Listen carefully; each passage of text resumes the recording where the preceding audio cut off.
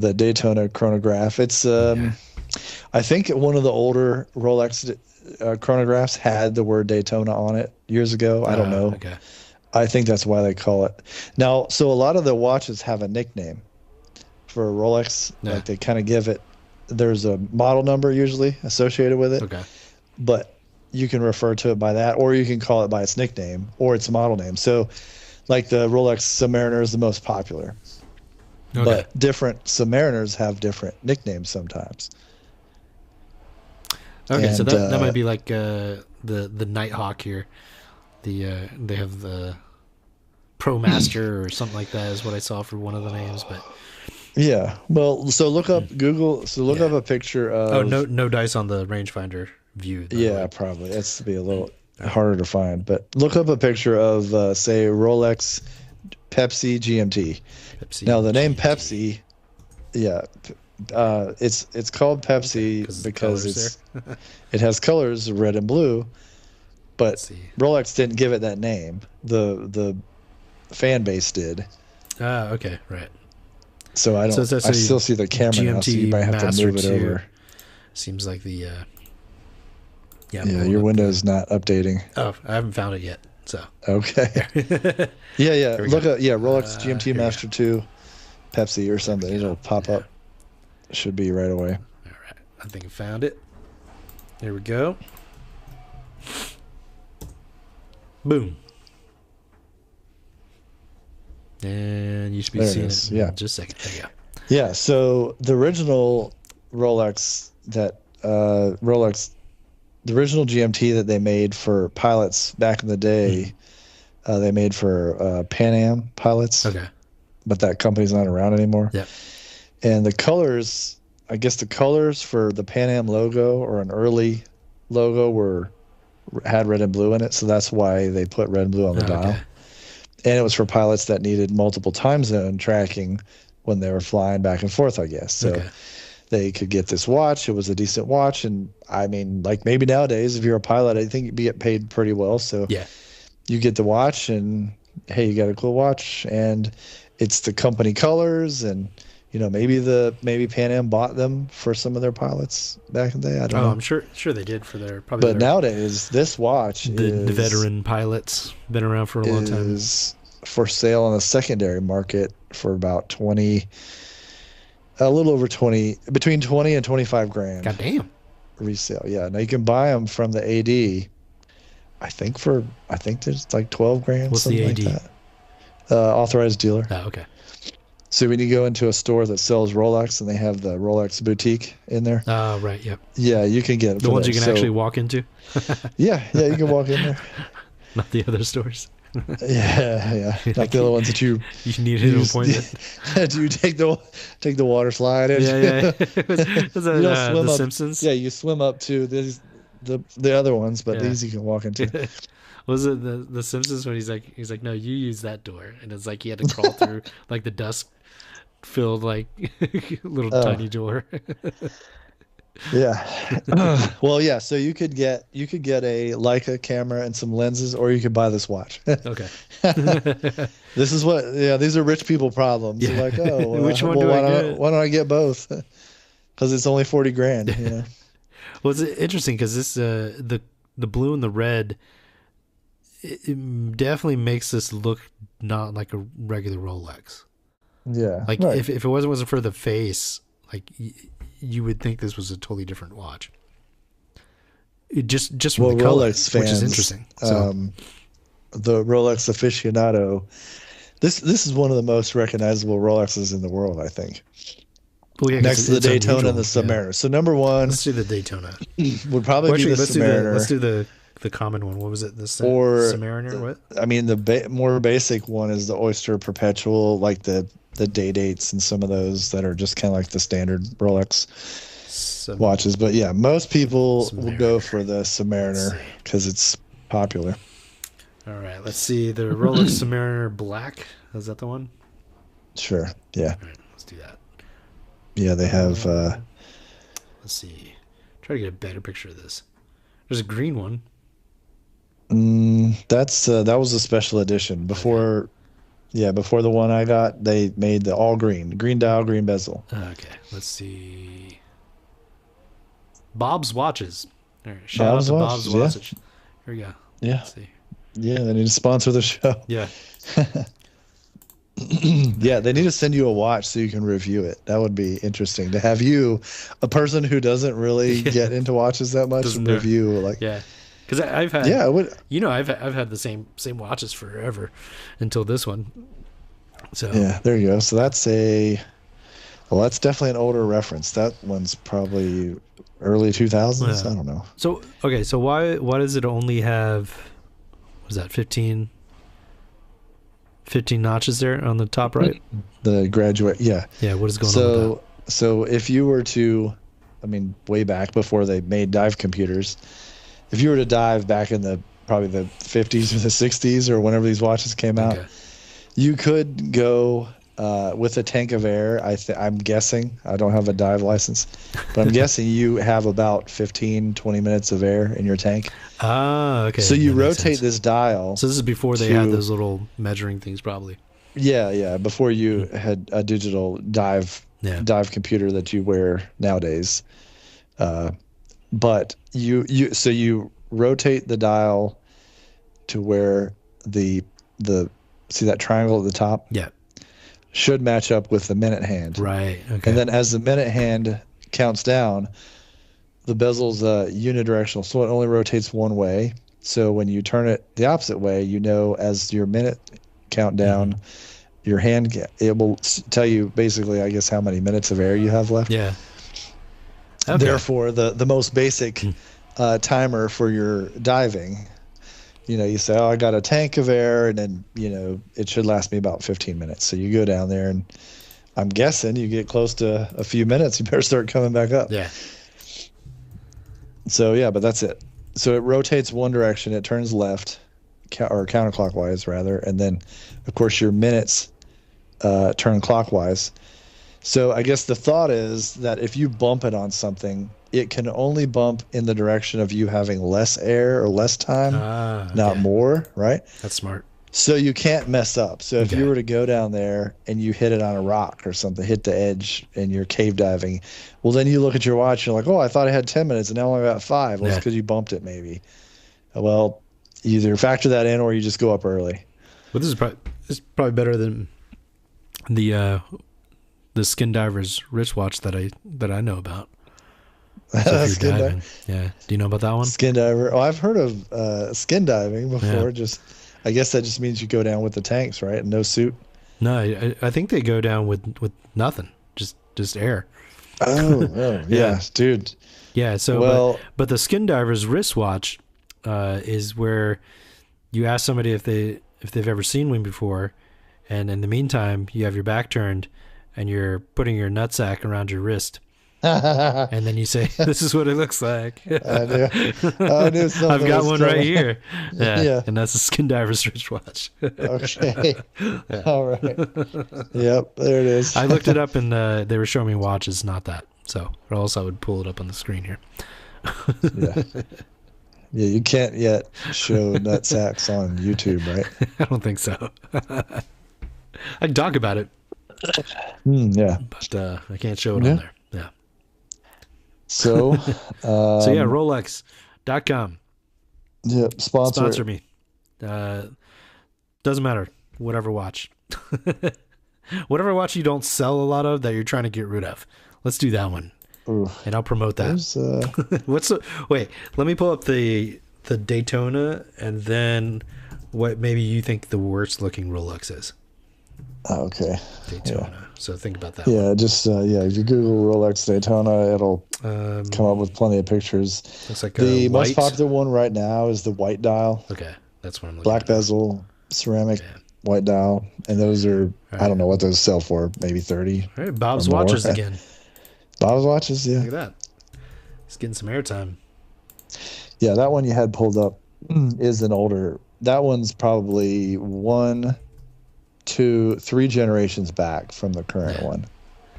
Okay, this is a much better looking watch than. There you go. Well, a lot of people seem to think so. Yeah, the standard Rolexes they're not exactly pretty.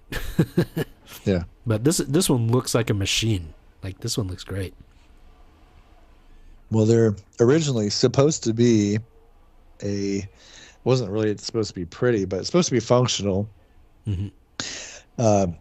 That's where you heard the phrase tool watch. Mm-hmm. Because if they were using it for diving, I mean, it wasn't the dressy watch that you would wear to dinner or to your work or whatever. Yeah. It was just the one you wore on the weekend to go diving. And I think back in the day, there were, not say basic, but I guess they weren't, if you think of dress watch, you don't think of a Rolex Submariner. You think of, I don't know. I don't even know what is the modern version of the dress watch, but yeah, I think when I think of a Rolex, I imagine like the gold. Yeah. So if you pull up what I think, when you go to the store, that's kind of the feeling you get. What I think is the ugliest ones, personally, to me, are the two-tone. So if you Google, Google anything Rolex two-tone and see what pops up, like Rolex Oyster Perpetual two-tone or something, and that's what I think of as the rich old man watch. Yeah, because that's what silver. I associate Rolex with, is like old man. Yeah. It's not necessarily rich old man, just old man.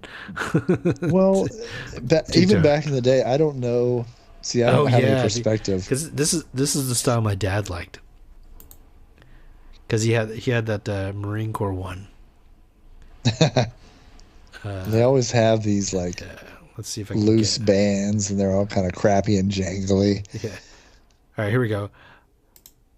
Bob's watches again, so we'll give him some more shout outs.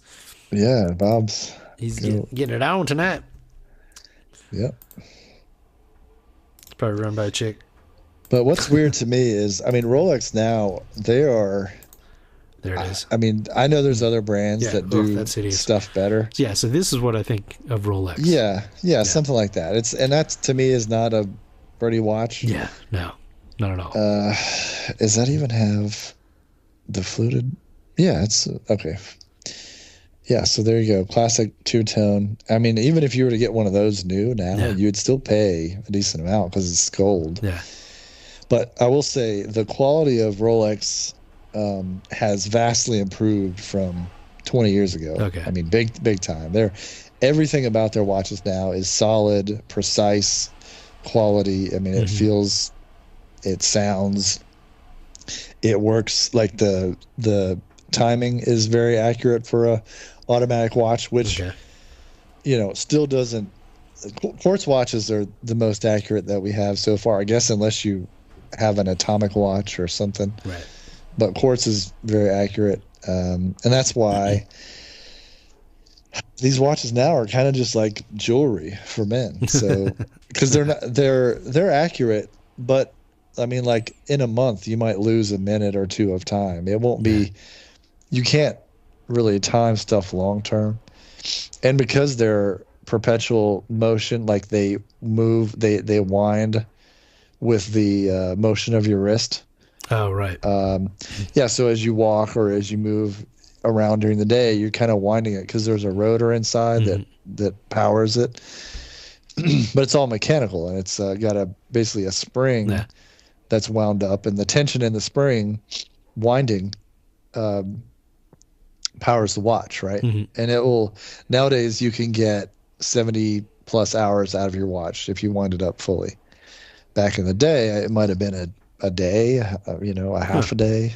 Something like you have to keep winding it or keep setting it, Okay, well that's definitely improvement on that. I don't know for sure. I don't remember. I just know some of the older watches had a 30 or 40 hour power reserve, so you could get a day out of it, but you'd have to put it on a watch winder, which would rotate it for you to keep it kind of powered up, or because they didn't have batteries and they're not quartz, so it was just the mechanical movement, which is really cool if you're into that mechanical type stuff.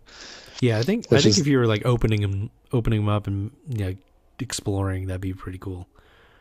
Yeah. Oh yeah, look at the movement. So Google. What's like that Google kinetic watch I have. Yeah, just Google, like, you could stick with Rolex. You could go to any other brand. Might as well just do Rolex since we're there. Look, A Longanzona. I don't even know how to spell that, but that's a beautiful watch. Rolex? Well, there's a brand. It starts out with like A period Long and Sons. I think it's Lang and Sons. Well, yeah, like I think it's French or something. Lang and or maybe it's Sone. Long and Sona. I think that's what people say it. Okay. And here's where you got to say it. Like, somebody that knows about watches in the comments would be like, "This guy's an idiot. He doesn't know what he's talking about." But, all right. But hey, it's a beautiful movement. So I definitely don't know what I'm talking about. So. If you look at the back of some of those, those watches, anyone in particular or all of them? Just if you type in that name plus movement, something will come up. That's pretty. Datograph. The datograph. Yeah, that's a good one. Sure. Okay. Here we go. It has a big date window at the top. Dang. And two dials. I'm gonna grab this one.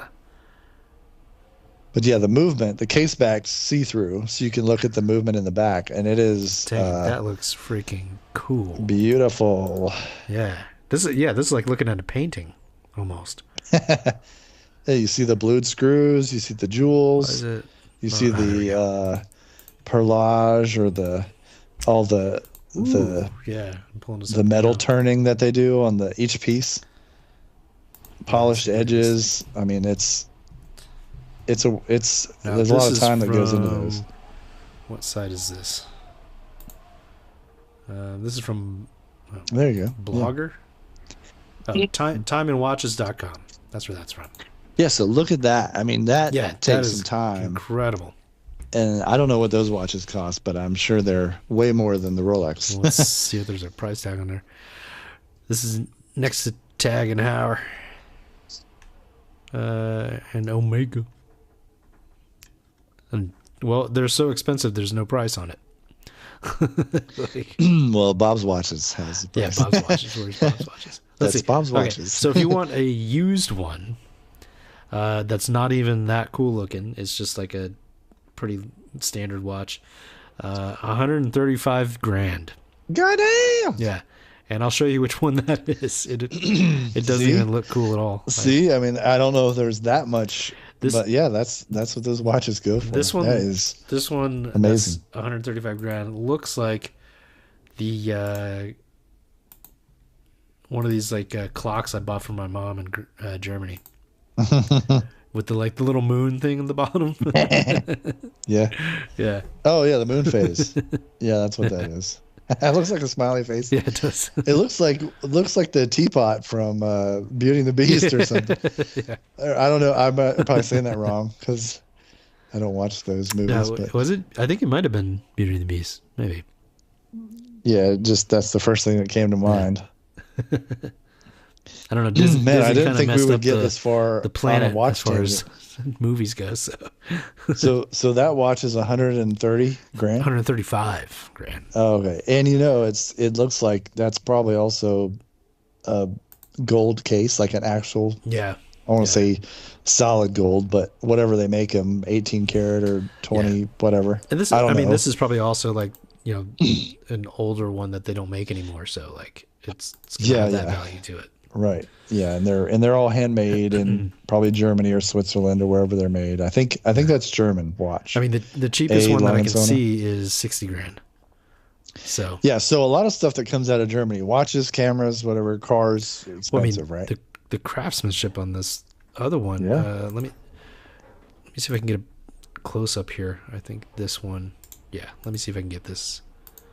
This is much better. I mean,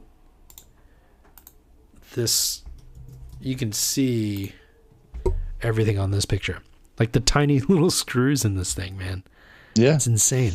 Oh man, it is. So there's a YouTube channel that I watch a couple different ones, and it's just like, so it's a hobbyist watchmakers, and they, I guess in their spare time, they will take apart these watches, clean them, put them back together, fix any or repair any parts that are damaged. And man, it is like you got to use not a microscope, but like a huge magnifying glass just to see all the little parts and stuff. Do you remember what that YouTube channel was? Well, there's one called Wristwatch Revival. Try and say that 5 times fast. Wristwatch Revival. Can't even say it one time. Yeah, right. I had to say it slow. Wristwatch Revival. And he will take old watches from 30, 40 years ago that they obviously see his channel and they say, hey, this is a family heirloom, or this watch belonged to my grandfather. Can you bring it back to life? And he'll clean it up and do his thing and fix it and replace the gaskets and Seattle YouTube star. Yeah, there you go. Wristwatch Revival. Let's see if I can get to his. But yeah, find one of the videos, skip to about, like 5 minutes in where he's really kind of getting into disassembly, and you'll see all these tiny little parts, Let's see. It's pretty neat. Oh, that's somebody else. Somebody else has their head on the table trying to fix a watch. It looks like they gave up. Oh, yeah. All right, here we go. Let's see if I can pull this up. I should be able to pull it. Oh, I got to get past the ad. What? I thought you had premium. It apparently not on the computer here. What? Okay, here we go. Oh, you're not logged in? Yeah. Maybe that's it. Okay, there we go. I mean, you have it, but you just probably not logged in. So that is at 19 seconds. All right. So let me pull this up. Should be fine. Yeah, just scrub forward and you'll see there's... All right. I think I can do sound on here as long as he's not doing music. Should be all right. No, he doesn't. Well, and the YouTuber, they all get caught copyright stuff anyway, so they don't play music. Yeah. All right. Unless it's free of. There we go. All right, let's take a look. Dang. There you go. This is just like a standard watch too. And he's got but. So what was this guy's name again? Let's see if I can get. I don't know. Normally, I don't ever see his face. Oh, he's got music on there. Wristwatch Revival? Oh yeah, wristwatch Revival. Okay, this the more recent ones he does, he doesn't seem to show his face, but yeah, you can kind of see. Oh, there's his mic. Sure, nice. All those tiny little. Yeah, it's crazy. Look at that watch. What is this? Is this about how he makes his stuff? I don't know. Look at that watch though. What is that thing? Yeah, crazy. It's like an old Egyptian bracelet. It looks like a. Well, no. I say it looks like a reverso, but that's just because it's rectangular. There's a very popular watch that was rectangular, and it's called a reverso, and it actually the face of it will flip over, and so I guess it was a neat watch from back in the day. There you go. Wristwatch Revival. Yeah, pretty cool. So I'll leave that up for now. Yep. There we go. Yep. Is it playing? It should be playing. Oh, okay. There we go. We're good. Nice. Very cool, man. Yeah, I'm going to check that out because it's very interesting. It would be, just to watch one full complete process, because you kind of get an appreciation of the time and effort that at some point, obviously it's refined over the years, but at some point all that had to be calculated because calculated to the point that the adjustments they make are very fine, and they can calibrate the watch so that it gets pretty close to, you can lose maybe seconds a day or maybe minutes or so a month, but some of them are very accurate. So here's a Japanese brand, Seiko. Everybody probably has heard of Seiko. Yep. And there's within the overarching brand of Seiko is a watch. It's like a sub brand. It's their highest tier. It's called Grand Seiko. Oh yeah, I remember you telling me about these. Yeah. They have a combination of an automatic watch with a quartz regulator, I think, something like that. Again, as I don't know about all this precise, exactly. I'm not a watchmaker. I'm not a jeweler or anything like that. I just like watches. So, but yeah, they have, I think, the most accurate automatic movements. Okay. Which so But it's because Grand Seiko. it uses a combination of that automatic and quartz to time it so precisely. But yeah, I think they're supposed to be one of the most accurate movements or most accurate brands that you can buy. But yeah, Grand Seikos are in the neighborhood of a Rolex price. You know, you might spend 7, 10, 12, just depends on which one. I don't think many of them are below $5 or $6 grand. So I think I'm only entry price older ones. Yeah. Do you know you can get what a newer one would be? Grand Seiko, like a model? GMT? You can look up a GMT. You can look up. I know a friend of mine has a one with a snowflake dial. Ah, here we go. This one looks. There's great. Another one. So they're. I mean, obviously it's Japanese themed. So a buddy of mine has one that has the Sakura dial. The Sakura dial. It's like the color of the cherry blossom slightly. And it's a pretty watch. It's made of titanium. I just pulled up one in the meantime while I find it. Yeah.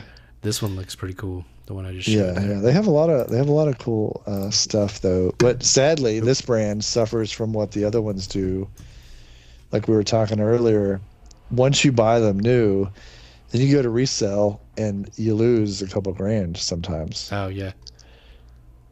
So it's sadly such a great watch and great craftsmanship, but not as desirable. Yeah, this one, it actually does look really cool. Hang on, let me see. I don't know if this is what you're talking about. There's so many. They do have a lot of creativity with their dials. I mean, I think they have some of the coolest dials in the watch industry. This one here, there you go.